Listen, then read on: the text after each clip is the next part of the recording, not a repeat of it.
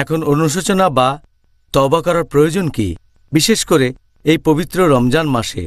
আর আল্লাহর কাছে ক্ষমা প্রার্থনা করার গুরুত্ব কতখানি? এটা আবশ্যিক আল্লাহ সুবহানাহু ওয়া তাআলার প্রত্যেক বান্দার, প্রত্যেক মুসলিমের জন্য। যদি সে কোনো পাপ করে, হোক সামান্য বা গুরুতর, ছোট বা বড়, যত তাড়াতাড়ি সম্ভব সে তওবা করবে।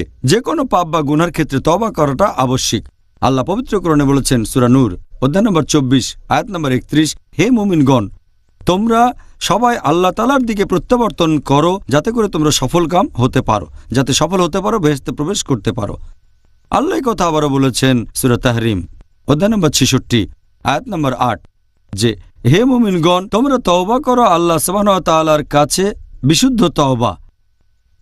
আল্লাহ কোরআনে আরো বলেছেন সূরা হুদ অধ্যায় নম্বর 11 আয়াত নম্বর 3, যে আল্লাহর কাছে ক্ষমা প্রার্থনা করো এবং তার দিকে প্রত্যাবর্তন করো, যাতে তিনি তোমাদের প্রতি সদয় হন। আল্লাহ তাআলা পবিত্র কোরআনে বলেছেন সূরা শুরা অধ্যায় নম্বর 42 আয়াত নম্বর 25, তিনি তওবা কবুল করেন এবং পাপ মোচন করেন। তার কাছে ক্ষমা প্রার্থনা করো, আর নিশ্চয়ই আল্লাহ সুবহানাহু ওয়া তাআলা ক্ষমাশীল ও পরম দয়ালু।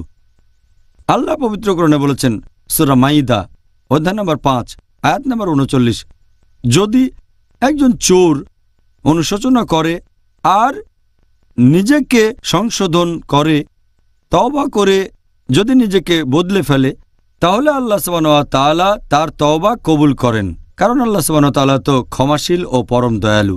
আল্লাহ এই কথা আবারও বলেছেন সূরা মাইদা অধ্যায় নম্বর 5 আয়াত নম্বর 74, যে তোমরা আল্লাহ তাআলার কাছে ক্ষমা প্রার্থনা করো, কারণ তিনি ক্ষমাশীল ও পরম দয়ালু। পবিত্র কোরআনের আয়াতের পাশাপাশি অনেক হাদিসেও তওবার গুরুত্বের কথা বলা হয়েছে।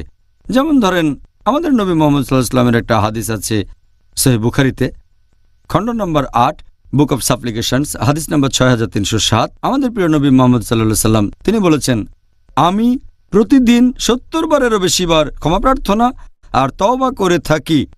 চিন্তা করেন, আমাদের নবী মুহাম্মদ সাল্লাল্লাহু আলাইহি ওয়াসাল্লাম, তিনি শ্রেষ্ঠ মানুষের দৃষ্টান্ত, পৃথিবীর ইতিহাসে সবচেয়ে শ্রেষ্ঠ মানুষ। তিনি বলেছেন যে তিনি আল্লাহ সুবহানাহু ওয়া তাআলার কাছে ক্ষমা প্রার্থনা আর তওবা করেন প্রতিদিন 70 বারেরও বেশিবার। এরপর উল্লেখ আছে সহিহ মুসলিমে, খণ্ড নম্বর 4, এটা আছে বুক অব জিকিরে, হাদিস নাম্বার 6523। নবী মুহাম্মদ সাল্লাল্লাহু আলাইহি ওয়াসাল্লাম বলেছেন, হে মুমিনগণ, তোমরা তওবা করো। আমি প্রতিদিন 100 বারেরও বেশি আল্লাহ সুবহানাহু ওয়া তাআলার কাছে তওবা করি। এই হাদিসটা উল্লেখ করা হয়েছে সহিহ মুসলিমে, খণ্ড নম্বর 4, বুক অব রিপেন্টেন্স, হাদিস নাম্বার 6644। আমাদের প্রিয় নবী মুহাম্মদ সাল্লাল্লাহু আলাইহি ওয়াসাল্লাম বলেছেন, আল্লাহ সুবহানাহু ওয়া তাআলা রাতের বেলায় হাত বাড়িয়ে দেন তাদের দিকে যারা তওবা করে তাদের পাপের জন্য, যেগুলো তারা করেছে ভোর থেকে সন্ধ্যা হওয়া পর্যন্ত। আর আল্লাহ সুবহানাহু ওয়া তাআলা দিনের বেলায় হাত বাড়িয়ে দেন তাদের দিকে যারা তওবা করে তাদের পাপের জন্য, যে পাপগুলো তারা করেছে সন্ধ্যা থেকে ভোর পর্যন্ত, যতদিন না সূর্য পশ্চিম দিকে ওঠে, মানে রোজ কিয়ামতের দিন পর্যন্ত। তার মানে আল্লাহ কিয়ামতের দিন পর্যন্ত আমাদের ক্ষমা করবেন যে তওবা করবে। একই ধরনের হাদিস এটা আছে সহিহ মুসলিমে, খণ্ড নম্বর 4, বুক অব জিকির, হাদিস নম্বর 6525। আমাদের নবী মুহাম্মদ সাল্লাল্লাহু আলাইহি ওয়াসাল্লাম বলেছেন যে আল্লাহ সুবহানাহু ওয়া তাআলা তাঁর বান্দাদের ক্ষমা করবেন যদি সে তওবা করে যতদিন না পশ্চিম দিকে সূর্য ওঠে। তার মানে আল্লাহ সুবহানাহু ওয়া তাআলা আমাদের ক্ষমা করবেন রোজ কিয়ামতের আগ পর্যন্ত, যদি তার কোনো ভৃত্য, তার কোনো বান্দা তওবা করে।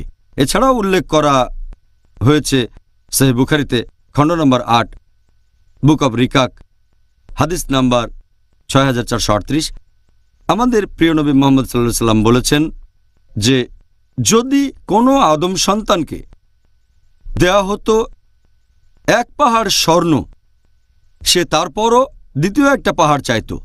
আর যদি তাকে দেওয়া হতো 2য় স্বর্ণের পাহাড়, সে 3য়টা চাইত। কারণ ধুলা ছাড়া আর কিছু দিয়েই আদম সন্তানের পাকস্থলী পূর্ণ হবে না। এখানে মানুষের লোভের কথা বলা হয়েছে। আল্লাহ তাআলা তাকে যতই নিয়ামত দিন, সে একটার পর একটা চাইতে থাকে। আসলে তার তওবা করে ক্ষমা প্রার্থনা করা উচিত। আর একটু আগে বলা হাদিসটার আরেকটা ভার্সন আছে, এটার উল্লেখ আছে সহিহ মুসলিমে, খণ্ড নম্বর 4, বুক অব জিকির, হাদিস নাম্বার 6613। আমাদের প্রিয় নবী মুহাম্মদ সাল্লাল্লাহু আলাইহি সাল্লাম বলেছেন যে আল্লাহ সুবহানাহু ওয়া তাআলা খুব খুশি হন যখন তার বান্দা তওবা করে, যখন ক্ষমা প্রার্থনা করে। তার চেয়ে খুশি যে মরুভূমিতে ঘুরে বেড়াচ্ছে, উটের পিঠে বিশ্রাম নিতে থামল, একটা গাছের নিচে ঘুমিয়ে পড়ল। যখন সে ঘুম থেকে উঠল তখন দেখল যে তার মালপত্র বোঝায় উটটা সেখানে নেই। সে একটা পাহাড়ে উঠে উটটাকে খোঁজার চেষ্টা করলো, কিন্তু পেল না। আরেকটা পাহাড়ে উঠল সে, কিন্তু উট সেখানে পেল না। তৃতীয় পাহাড়ে উঠল, কিন্তু উট খুঁজে পেল না। তখন সে আগের জায়গায় ফিরে আসলো আর দেখল মালপত্র নিয়ে উটটা সেখানে বসে আছে। সে খুশি হয়। আর আল্লাহ সুবহানাহু ওয়া তাআলা তার চেয়ে অনেক বেশি খুশি হন যে মালপত্র সহ তার হারানো উটটাকে খুঁজে পেয়েছে। আল্লাহ তার চেয়ে অনেক বেশি খুশি হন যখন কোনো বান্দা তওবা করে এবং ক্ষমা প্রার্থনা করে তার কাছে। এই হলো অনুশোচনা বা তওবার গুরুত্ব। এতে করে আমার নিজের ইসলাম গ্রহণের কথা মনে পড়ল। রমজান মাস, এই সময় খুঁজে পেয়েছি আমার ফিতরা। আলহামদুলিল্লাহ।